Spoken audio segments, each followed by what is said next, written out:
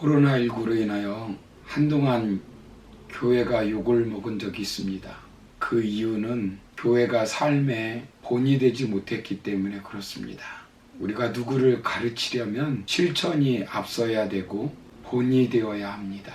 우리가 하나님을 믿는 그리스도인으로서 세상 사람들에게 삶과 행위를 통하여 본이 되는 삶을 살아야 합니다.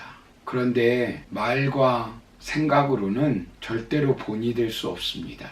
성도가 삶의 현장에서 삶으로 본을 보여줄 때 세상 사람들의 생각과 행동을 바꿀 수 있는 원동력이 되는 것입니다. 지난 시간에 우리는 성령을 기쁘시게 하는 삶에 대해서 살펴보았습니다. 우리가 성령을 기쁘시게 하기 위해서는 절제의 삶, 덕을 세우는 삶, 경건의 삶을 살아야 한다고 말씀을 드렸습니다. 본문에서는 사도 바울이 거룩한 삶으로 성령을 기쁘시게 하는 삶을 살아야 한다라고 말씀합니다. 그런데 절제의 삶, 덕을 세우는 삶, 경건의 삶은 성도의 인성적인 부분을 다루고 있다면 본문은 성도가 세상에서 어떻게 살아야 하는지, 어떻게 본을 보여야 하는지를 우리에게 가르쳐주고 있습니다. 그렇다면 성도는 어떻게 살아야 될까요? 먼저는 서로 친절해야 합니다.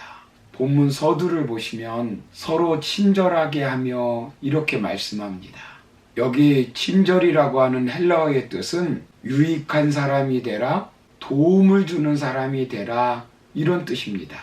어제 우리가 살펴보았듯이 악독하게 되는 것에 반대되는 말입니다. 악독한 사람은 다른 사람에게 절대로 유익을 주지 못합니다. 그러나 친절한 사람은 다른 사람에게 도움을 주는 유익한 사람입니다. 친절한 사람은 흠 있는 것을 발견하려고 하는 것이 아니라 언제나 칭찬할 것을 찾아다니는 사람입니다. 다른 사람의 힘을 덜어주고 그들의 난제를 풀어주는 사람이 되어야 합니다. 그들의 어려움을 담당하는 사람이 되는 것입니다. 요즘 얼마나 친절한 서비스를 강조하고 있습니까? 친절하지 않는 가게나 식당을 가지 않습니다. 불친절한 교회는 절대로 오지 않습니다. 우리 신앙인들은 친절한 인성을 가지고 이 세상에서 살아야 합니다. 친절은 거창한 것이 아닙니다. 작은 것에 다른 사람을 배려하는 것입니다. 아무리 작은 친절이라 할지라도 남에게 베푼 친절은 절대로 헛되지 않습니다. 예수님은 마태복음 10장 42절에서 또 누구든지 제자의 이름으로 이 소자 중 하나에게 냉수 한 그릇이라도 주는 자는 내가 진실로 너희에게 이르노니 그 사람이 결단코 상을 잃지 아니하리라, 이렇게 말씀합니다. 친절은 하나님을 섬기는 실제적인 방법입니다. 아브라함은 낯선 방문객에게 친절을 베풀다가 자기도 모르는 사이에 천사를 대접하게 되었습니다. 다른 사람에게 친절을 베푸는 것은 하나님을 섬기는 방법입니다. 마태복음 25장 40절에 보시면 내가 진실로 너희에게 이르노니 너희가 여기 내 형제 중에 지극히 작은 자 하나에게 한 것이 곧 내게 한 것이니라, 이렇게 말씀합니다. 여러분, 다른 사람에게 작은 친절을 베푸는 것이 곧 주님께 하는 것이라는 거예요. 친절은 절대로 손해보는 것이 아닙니다. 눈앞에 이익이 없어도 대가를 바라지 않고 친절하게 대하면 아무리 작은 친절이라 할지라도 그 친절은 그 사람에게 깊은 감동을 주게 되어 있습니다. 친절은 생명력이 있어서 심어 놓으면 꽃이 피고 반드시 열매를 맺게 되어 있습니다. 잘못 걸려온 전화를 할지라도 웃는 목소리로 전화를 받으면 절대로 손해가 되지 않습니다. 기억에 오래 남는 사람은 화려한 옷을 입고 치장을 한 사람이 아니라 친절한 사람이 마음에 남습니다. 인간관계에서 최후의 승자는 친절한 사람입니다. 친절한 말 한마디가 닫힌 마음을 열게 합니다. 우리 믿음의 성도들은 우리가 이 땅에서 살아갈 때 친절을 베푸는 사람이 되어야 합니다.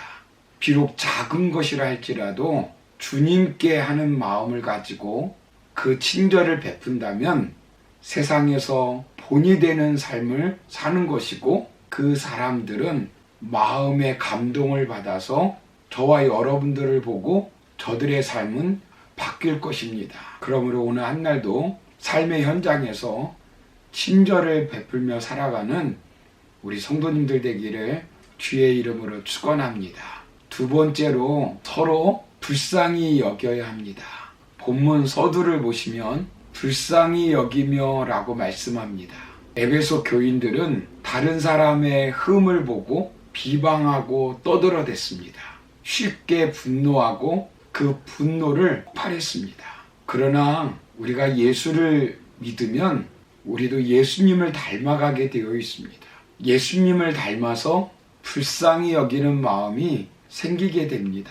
예수님 얼마나 많은 사람들을 불쌍히 여겼습니까? 많은 병자들과 굶주린 자들이 예수님께 나올 때 예수님은 그들을 불쌍히 여기시고 병을 고쳐주시고 먹을 것을 해결해 주셨습니다. 마태복음 14장 14절 말씀을 보시면 예수께서 나오사 큰 무리를 보시고 불쌍히 여기사 그 중에 있는 병자를 고쳐주시니라 이렇게 말씀합니다. 복음서에 보시면 홀로 되어 외아들을 의지하고 살고 있던 과부가 있었습니다. 그런데 그 외아들이 죽은 것입니다. 나인성에서 장례를 치르고 있는 가운데서 예수님은 그 여인에게 다가가서 이렇게 말씀합니다. 누가복음 7장 13절에 보시면 주께서 과부를 보시고 불쌍히 여기사 울지 말라. 그리고 예수님은 그의 외아들을 살려주셨습니다. 우리 예수님은 만나는 사람들마다 불쌍히 여기셨어요. 긍휼히 여기셨습니다. 우리는 이런 예수님의 마음을 가진 자들이 되어야 합니다. 탈무드에 보면 이런 이야기가 나옵니다. 어떤 아버지가 아들에게 말하기를 이웃집에 가서 낫을 좀 빌려오거라 이렇게 부탁을 했어요. 그 아들이 이웃집에 가서 낫을 좀 빌려주십시오. 그랬더니 낫을 빌려줄 수 없다고 말을 하는 것입니다. 며칠 후에 그 이웃집에서 이 집으로 낫을 빌리러 왔습니다. 아버지는 아들에게 말하기를 낫을 빌려주거라 이렇게 말했어요. 그 아들은 아버지에게 항의했습니다. 며칠 전에 저 집에서 빌려주지도 않았는데요. 그때 아버지가 그 아들에게 이렇게 말했습니다. 저 집에서 빌려주지 않았기 때문에 우리도 빌려줄 수 없다? 이것은 복수하는 것이란다. 그리고 저 집에서 빌려주지 않았지만 그럼에도 불구하고 빌려준다고 말하면서 그런 마음으로 빌려주면은 그건 증오란다. 거절당했다고 하는 것을 다 잊어버리고 아무 상관없이 깨끗한 마음으로 그저 낫이 필요하니까 주는 것이 이것이 긍휼의 마음이다 라고 했습니다. 사랑하는 성도 여러분, 긍휼이란 남을 불쌍히 여겨서 돕는 마음입니다. 긍휼은 무시해도 될 사람을 무시하지 않는 것입니다. 버림받아야 할 사람을 버리지 않는 것입니다. 불쌍히 여기며 오히려 도와주는 것입니다. 이 시대는 무한 경쟁 시대입니다. 남이 죽어야 자신이 산다고 합니다. 긍휼을 베풀고 남에게 양보한다는 것은 곧 자신에게 불이익을 주고 패배를 준다고 생각합니다. 그러나 예수님 마음처럼 우리가 불쌍히 여기고 긍휼히 여기는 마음을 갖고 살 때 그것이 이기는 것이고 주님이 기뻐하시는 삶의 모습입니다. 그러므로 오늘 저와 여러분들 불쌍히 여기는 마음 가지고 오늘 하루도 살아가기를 주의 이름으로 축원합니다. 마지막으로 성도는 서로 용서해야 합니다. 본문 하반부를 보시면 서로 용서하기를 하나님이 그리스도 안에서 너희를 용서하신 같이 하라 이렇게 말씀합니다. 하나님이 그리스도 안에서 너희를 용서함 같이 하나님께서 우리를 용서해 주었으니 너희도 용서하라는 것이에요. 어떻게 용서합니까? 하나님께서 우리를 용서하신 것 같은 방식으로 다른 사람을 용서하라는 것입니다. 저와 여러분들은 구원받을 자격이 있어서 구원받았습니까? 하나님 앞에서 죄와 흠이 없어서 용서함 받았습니까? 아니에요. 흠 많고 죄 많지만 하나님께서 그 죄를 용서해 주신 겁니다. 마태복음 18장에 보시면 베드로가 예수님께 이렇게 묻습니다. 형제가 내게 죄를 범하면 몇 번 용서해 주어야 합니까? 7번 용서해 주어야 합니까?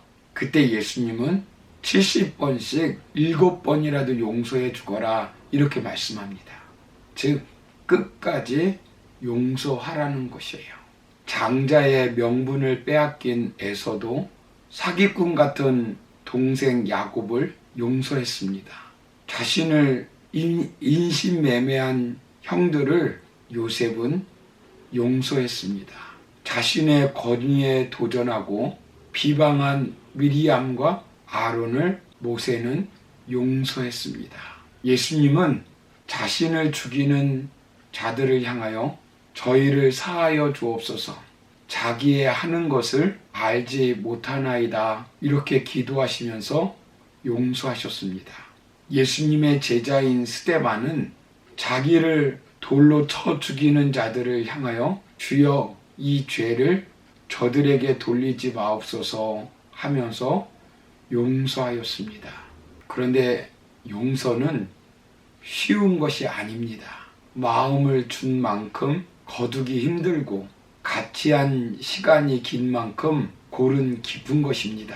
그래서 쉽게 이성적으로 용납이 되지 않고 이성적으로 용납된다 할지라도 감정적으로 정리되는 데는 매우 오랜 시간이 걸립니다. 그렇다고 용서할 수 없는 것도 아닙니다. 용서는 이성적인 이해가 아니라 마음의 결단입니다. 이해되지 않지만 하나님께서 용서하라고 하셨으니까 그 말씀에 순종하여 용서하는 것입니다. 용서는 은혜입니다. 우리 마음에 용서하고자 하는 마음으로 다가가면 하나님께서 은혜를 부어주셔서 용서하게 되어 있습니다. 아무리 약한 사람이라 할지라도 주님의 십자가로 말미암아 용서받은 자신을 생각하면 긍휼과 은혜의 눈으로 상대방을 바라볼 수 있습니다. 용서는 우리의 몫이지만 원수 갚는 것은 하나님께 속해 있습니다.